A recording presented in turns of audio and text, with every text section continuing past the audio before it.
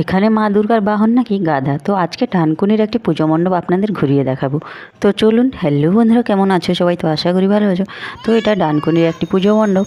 তো চলুন ঘুরে দেখি পুজো মণ্ডপটি। পুরোটাই কাগজের উপরে এবং পেন্টিং, কৃষিকাজ এবং গ্রাম বাংলাকে তুলে ধরা হয়েছে। গ্রামের হাট, চাষবাস, বাজার হাট এবং পুকুরে জাল ফেলা থেকে শুরু করে সমস্ত কিছু এইখানেই প্রত্যেকটা ছবির মধ্যে তুলে ধরা হয়েছে। পুরো প্যান্ডেলটা এক ধরনের কাগজ দিয়েই হয়েছে এবং এগুলো কাগজের উপরেই পেন্টিং।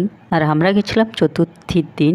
তো পুজো মণ্ডপটা এখনও অনেক কাজ বাকি ছিল। পুজো মণ্ডপ এখনও ছাড়া হয়নি, তার একদমই ফাঁকা ছিল। প্রথমবারের মতন এই বছর কলকাতার পুজো দেখব। তো এখানে এই যে প্রতিমা, তো প্রতিমা অসাধারণ হয়েছে, মা দুর্গার প্রতিমা। তো এখানে এখনও প্রতিমার কাজ অনেক বাকি।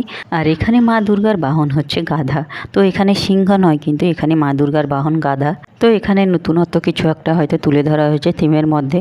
তো এটি আরও একটি পুজো মণ্ডপ ডানকুনি। তো এটি একদমই দিদির বাড়ির কাছে। তো যেহেতু দিদির বাড়িতেই আছি, তো এবছর ইচ্ছে আছে কলকাতার পুজো দেখার। আর এখানে মাকে গয়না ছাড়া, অস্ত্র ছাড়া অপরূপ সুন্দর লাগছে। মৃন্ময়ী রূপে একদম মা সেজে উঠেছেন যেন। এখানে মা আরও গয়না পরলে, অস্ত্র নিলে আরও অসাধারণ লাগবে। তো এরই পাশে আরও একটি ছোট্ট পুজো মণ্ডপ আছে। আর এখানে মা দুর্গা একাই দেখছি, তো ওনার ছেলে মেয়েরা কেউই নেই। আর সবার নিশ্চয়ই পুজো দেখা শুরু হয়ে গেছে। আর আজকের মতন ভিডিওটা এখানেই শেষ করছি।